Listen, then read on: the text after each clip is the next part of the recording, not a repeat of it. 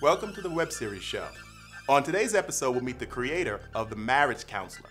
Now, what I really like about this show was his advanced marketing campaign. I found an article written about the web series, and that led me to the trailer, which was funny and entertaining. Let's take a look. Like you said, small changes can lead to big improvements. No, I really said that. Boys will be boys. Really? Oh, I don't think that's the right bean. Brilliant, trash. Trash, brilliant. Strike that. Reverse it. What? What? I'm putting my shirt back on. And that is how you do the bouncy ball trick.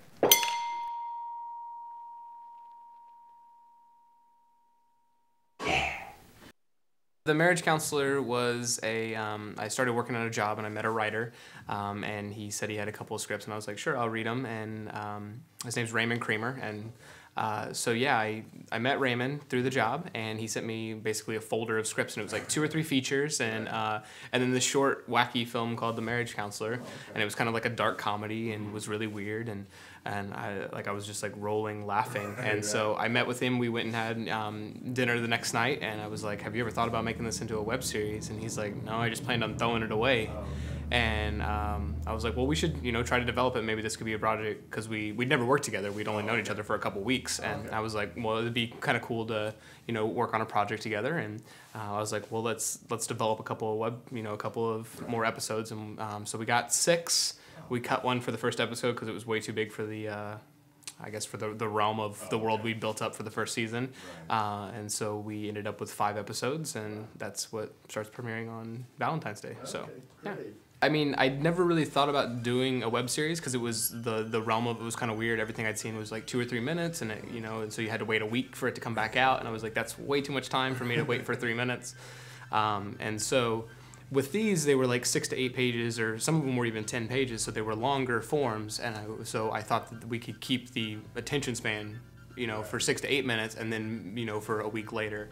And so we have, the content coming out on, every Tuesday, and then, excuse me, and then if you put something in between it, like some kind of buffer, or I noticed like a lot of web series were doing like these little, little snippets in the middle, like where they had like the main character and they would be doing, and so we were thinking about doing like, tips for a healthy marriage, and it's a very unconstructive way to do what you should be doing to help your marriage. And so, but it's like, it's a little buffer in the middle of it, so you have, stuff on Tuesday, on Friday something else comes out, the next Tuesday it comes out, so you're not waiting 7 days, you're getting something, and we're always uploading like content on, our Facebook and stuff with behind the scenes photos and interviews, so we're bridging that gap so people can keep an interest, because I thought that was the hardest thing, was going to be keeping interest, in 7 days. Yeah, I'm not a writer. I did a feature before I graduated college that I did write, and that was when I realized I wasn't a writer. And so this is the first project that I've actually been just a director on, and so it was a very nice experience. We had a writer, we had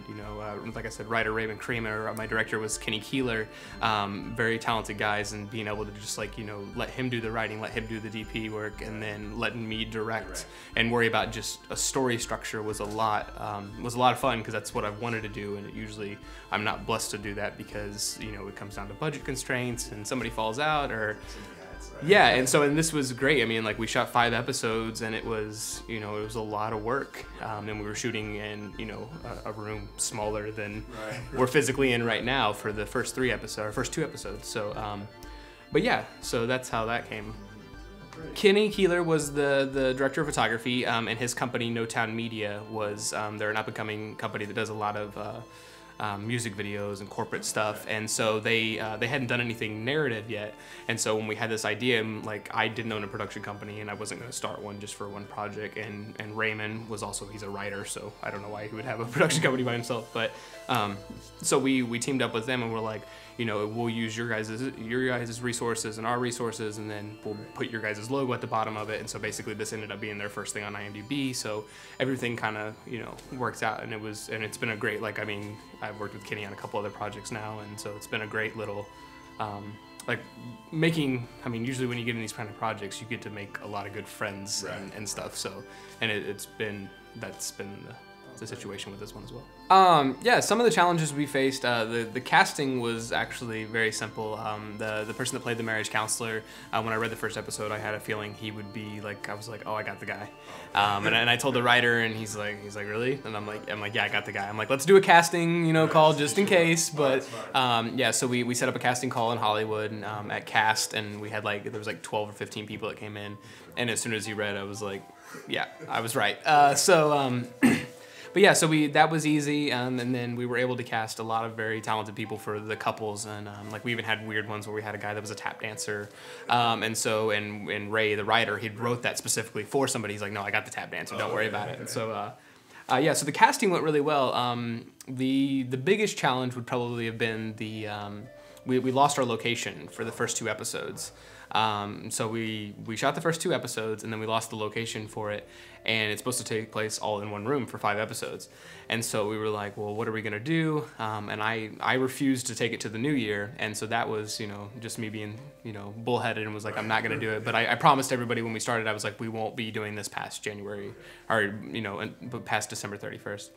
And so, but we lost the location, and the DP was like, well, we can shoot at my house, and he had a big open front room that kind of looked similar, not really, but it was still nice enough that we could fit it into the story, and we basically made it like an arc of the story that the marriage counselor moves to this new location, but we never say anything about it. He's just already moved in, and so in the beginning they're just kind of looking around because they've been there before, and they're like, whatever, and we just move on. So we don't draw attention to it, and I think that made it work. But so that was a big complication. We had a couple of other things, fall out where we had, some gags that we could only do once, just based on limitations of budget and, the money it was going to be to break stuff. And yeah, so we had to break glasses, and we knew we only had 1 shot at it. So there's 1 take of that, and good thing it worked. But yeah, but other than that, the last 3 episodes though we had to film in 1 weekend. So we shot 27 pages in 2 days. And it was 3 episodes with altogether 7 talent. So it was 3 different couples. The first episode had 4 people in it. The second one had 3, and then the last one had 2. And so, but yeah, so we had to do that because we knew we only had that weekend to shoot in the new house. So we literally rigged lights into his ceiling, and we had a grid we built in his front room, and because we knew we had to move super, super fast, and because we had to get people in and out, and yeah. Oh, it was really good. It was I think I said in the pre-interview that this was the first time that I got to direct, and that was it. Right. So I was able to meet with actors, before we actually got to set and go through everything, because I wasn't worried about, well, what's the lighting gonna look like? What's this? Doing the production, and so yeah, I was able to physically meet with them, and every episode except for those last 3 that we had to do so fast, or the last 2. I was able to, we did a blocking rehearsal the night before. We were actually in a set, so we knew how everything was going to work. That way Kenny, the DP, was able to go through, and he knew where he was going to have to place lights, so they were out of the shots. And that way we were literally going through, because we were having to shoot still 8 pages in 12 hours, which is a lot. And so, but we had visual storyboards. I would come in with a little DSLR, and I would take photos, and with different lenses, and that way we knew exactly what the shot was going to be when we got there. So, and it run very, very smoothly, which was nice. The episodes were shot before we got to set, basically. We were just going to get the visuals. Yes. And so, if that would have not been the case, if we were all not on the same page, for those last 3 episodes, we knew we had 2 days. For 7 days, we were literally in that house, me, the writer, the producer, the DP, and literally just blocking through everything, because we knew we had to make that location work for 3 different episodes, and we didn't have time to change in between episodes. So literally we had to just move a couple of props, sit them back down, and then we were going to have to go and adjust the lighting, because the lighting looked different for the next episode. But yeah, so it was preparation. I had a huge Bible that was this thick with just notes and notes and notes, and storyboards and shot list, and every little the way I was going to redirect them, because I already knew how they were doing it, and that way we were just getting that, and then it was just crossing, right, and when it was full of crosses, then we were done. We were moving on. So yeah, it calms their nerves because if they know what a director wants. I took acting classes last year for 3.5 months, because I wanted to be able to learn how to talk to actors, on a more just on an actor level, because it's wording to actors is completely different than how you talk to your crew and how you talk to your writer, and because they speak in a different language, kind of, which is weird. But yeah, so I took those acting classes to be able to talk to him, and it made my life so much simpler for this, because I'm able to literally come out and it's like 2 words and back to Video Village, and they know exactly what I want, and and we're moving forward. So Kenny Keeler, the director of photography, also worked at the place where Ray and I met. And then the other people that were on it, I worked with the sound guy for the first episode. I worked on a GAFTA web series pilot, and he was the sound guy, and I called him in. The makeup people I'd worked with on other projects. The makeup artist did the last 3, did a trailer for me when I first moved out here. It was the trailer we were trying to get financing for a film. We did a lot of pre-marketing, so before we even started shooting the episodes, we had, we had a Facebook page. I went ahead and set up, stuff on YouTube and Vimeo and all that kind of stuff. And we did a Kickstarter for the first episode. And we were able to raise $1,100 off the Kickstarter. So we made like a little teaser video. It was like a little 1.5-minute thing, and it was basically the guy that was gonna play the counselor asking for money in the most awkward way, basically saying, you should just give me money. And we're like, well, this will set, the people that are going to give money are going to know what they're getting themselves into, because this guy's clearly a fool, and if they give him money, then I guess we have fans for this. And we ended up getting, we had $1,000 that we wanted to get. We ended up getting $1,100. And then we were able to shoot the first episode, and then and basically everybody got paid. That was the plan. I was like, I don't want anybody working for free unless it's just me. So everybody was able to get paid. And then we went on to the second episode, and basically the writer fronted that one. And then for 3, 4, and 5, we found somebody that liked the first 2 episodes and paid for the last 3. But the pre-marketing's been a great thing. So, because we have the fans on Facebook, so we have people that are actually, I guess, counting on us to deliver something, and that makes it easier for us to keep working too. Because if we know it's going somewhere, then it's just a little bit easier, instead of going out there and be like, well, maybe somebody will watch it. No, I have, like right now we're a little over 200 on Facebook, but we have people like, where's this stuff at? So it makes us accountable for what we're doing. We were talking earlier about packaging for something after the web, and that was the reason I said I didn't want to do a web series, because there's no way to really market it after the fact. But this web series had almost enough content to make like a feature film out of it, and have an hour and a half worth of content, plus the behind the scenes and the photos and the interviews and all that kind of stuff. And so now, after we take it down off the internet, after 6 months or whatever, we can physically sell it. We could package it into a DVD and be able to sell it. And I think that was the kind of the deciding factor of having it at this time length, to have it, at this kind of this kind of rate of the weekly outs and everything like that. So we were able to do that. And also with we were a SAG web series, and so with SAG, you have to put it up on the internet first, because that has to be the first place it displays before anything else. But then afterwards, you could take it down and sell it, and then if we sell it, the actors make more money, everybody wins. And we had a lot of talented people out, and I would love to be able to actually write them a check for their for more than we did for their talents. So yeah, but the SAG New Media, if you're not signed up and you're a producer making these, you should, because for one, you're going to be able to put SAG's logo at the end of your web series, instant credibility. You're going to be able to get better talent. So I mean, there are great non-union talent, and we had some in this, but if they're non-union and they're that great, then you can Taft-Hartley them out of it too. So, and that helps out, because I mean, that's an incentive, because if you're not able to pay, at least the actor's like, oh, well, I'm going to get a Taft-Hartley out of this. I can join SAG now. So everybody wins. It was great. The only advice to an aspiring internet producer: just produce, make stuff.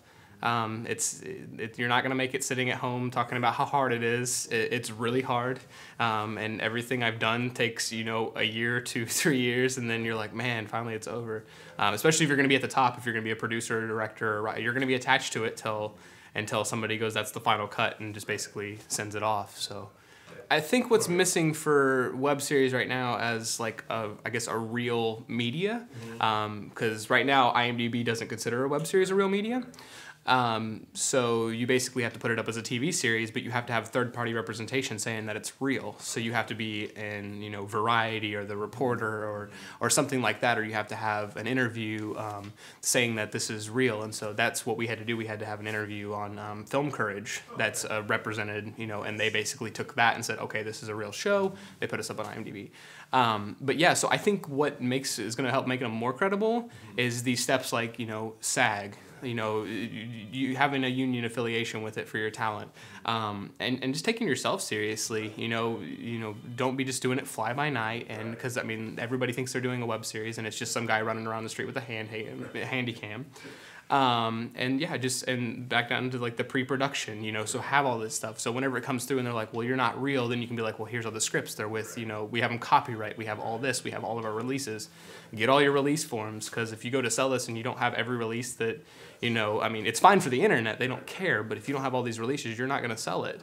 And so, and also I think that time frame thing too we were talking about earlier, where it's like 2 to 3 minutes is not really, you know, it's hard to catch an attention, but if you're doing like 8 to 10 or even longer, if it's a great quality story, then, I mean, I think people would pay attention to a 30-minute episodic thing on the internet. This was the first, like, I didn't plan on ever doing a comedy, and this is a very, like, dark comedy, so, because I usually direct drama and stuff like that, but I wanted to take a stab at it, and I had a lot of fun.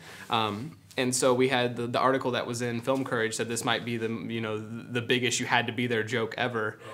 So, because I mean, nobody may get it, but like it was really fun to make, and we have 10 episodes wrote for season 2 if it goes like we think it might. So we're ready to basically go into production in a couple months if we have to. And yeah, so I think this is it's going to become kind of the writer and the DP have had a hard time like shutting it off. Like they're still talking because they still work together. Oh, okay. And they're like, we're always talking about the jokes. And they're like, well, man, it's really hard to just stop. But this is also the first long form project they've ever worked on. And like, it was the same for me with a feature. Like when you have that story playing in your head for 3 years and it's like you visually have to do, you're like, stop, you know, like it's done. It's behind. People can watch it. I can't change anything. It's done. Yeah. Because you're always like, oh man, if we'd have done that, if we'd have done that, if we'd have... Yeah, it's too late. It's behind you. Like you just got to move forward, and so hopefully we can move forward maybe into another season of this or a feature, or I mean just keep moving forward, and you know. So I think people are going to enjoy the show, and I think it's going to, you know, be laughs, and if it ends up being a quotable show, which I think it's going to be, then we did our job, because that was all we wanted to do in the beginning, was just get stuck in people's heads. Well, thanks so much for coming in to talk to us. Thank you very much for having me. So what I'd like to highlight from today's interview with Jerry was he told us that he was able to focus in on his job as a director. He hired a good DP, a sound person, makeup, wardrobe, and that allowed him to focus in on working with the actors and getting the performance that he wanted. Sometimes as web series producers, we try to wear too many hats, we try to do too many jobs, and that ends up making our episodes and our series suffer. So if you can focus in on what your job is, you're going to turn out with a better product. I'm James Tucker, and you've been watching The Web Series Show. You can watch the full uncut episode on our website, thewebseriesshow.com.